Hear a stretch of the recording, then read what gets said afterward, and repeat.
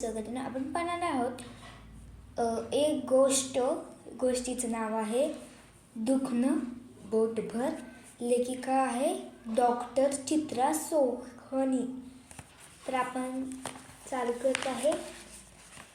बरेच दिवसात कोणाची खुशाली कळली नसली की बोटभर चिठ्ठीसुद्धा का नाही पाठवली असे म्हणतात.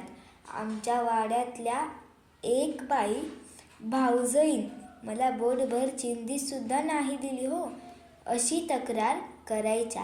आता 10 हात साडीही नीट न पुरणाऱ्या बाई बोटभर चिंधीचं काय करणार होत्या असं आम्हाला वाटे. सांगायचा मथितार्थ असा की बोटभर हा शब्द अगदी छोटंसं क्षुल्लक अशा अर्थी वापरला जातो.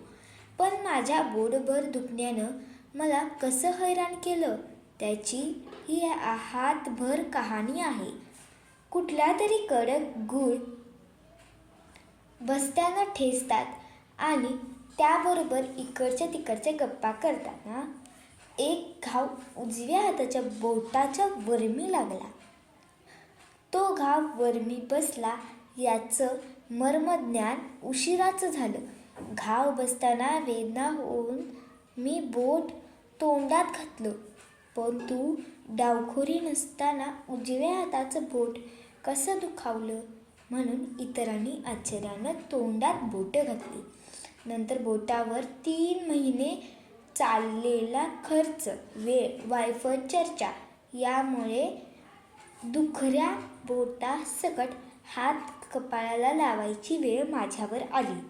सुरुवातीला बोट ठसठसायला लागल्यावर मला एका जाहिरातीची आठवण झाली. मलम मलिये काम से चलिये. मी बोटभर मलम लावले पण कामासाठी ते मुळीसुद्धा नाही वळले.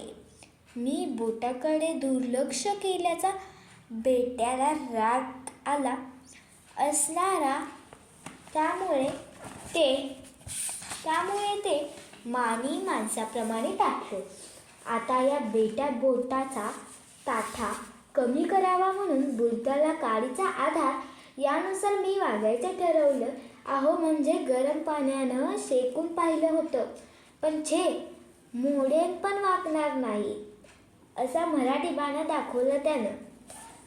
शिवाय रागानं हुप्प होऊन फुगून बसलं अन हे टम्म झालं बोट. त्याही स्थितीत जरा मस्का मारून पाहावा म्हणून तेल माशिश केलं, पण ओटस से मस नहीं हुआ. शेवटी हा नाच सोड, डॉक्टरांचा फोन जोड असा भाच्याचा उपदेश शिरोधार्य मानून मी डॉक्टरांना फोन केला. तपासल्याशिवाय कसं कळेल त्यांनी प्रश्न केला. मग दवाखाने गाठला. त्यातही गर्दी. कुणाचा पाय प्लास्टरमध्ये, कुणी कुबड्यादारी, कुणाचे हात गळ्यात म्हणजे स्वतःचे हात स्वतःच्या गळ्यात. असल्या अलौकिक अवस्थेतील एक जण पाहिल्यावर पोटात गोळा आला. इथून पळ काढावा असं वाटत होतं. आमच्या त्या बाणेधार बोटात आता असंख्य बाण घुसल्याच्या वेदना होत होत्या.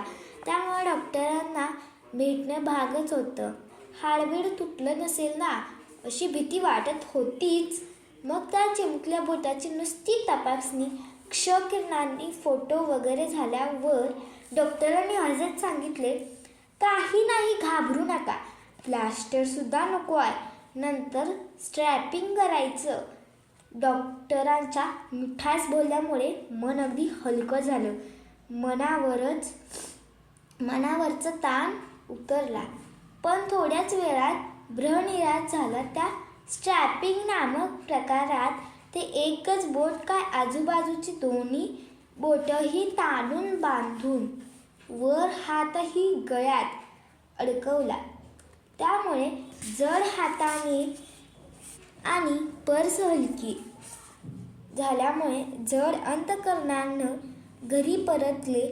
आता शब्दशः हात बांधलेल्या अवस्थेत. त्यामुळे कामावर रजा टाकून घरी बसले.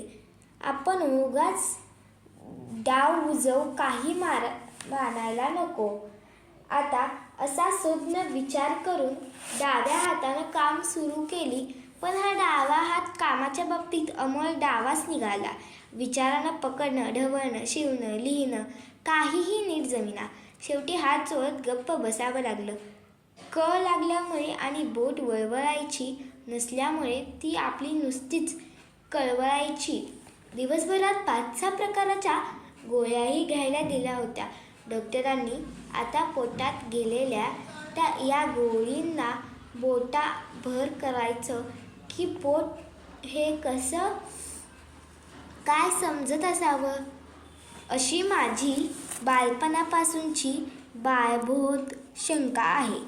पण ती विचारायचं धाडस होत नाही. त्यामुळे अवसान गोळा करून, कारण गोळ्यांच्या किमती पाहून ते गळालेलंच होतं. गोळ्या गिळकृंत केल्या.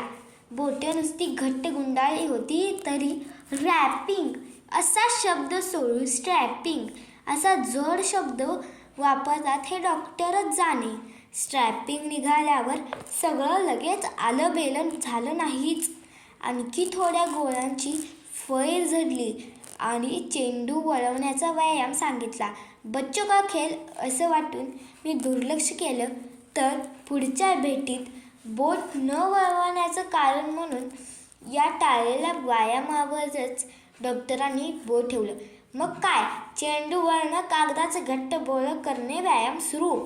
रजा संपून कामावर गेले, पण बोट मूळ कामाचा बट्ट्या बोळच. हळूहळू हत्तीच्या पावलांनी आलेलं दुखणं मुंगीच्या पावलांनी बरं होऊ लागलं. पण अजूनही मी कोणाच्याही नावानं बोट मोडू शकत नाही.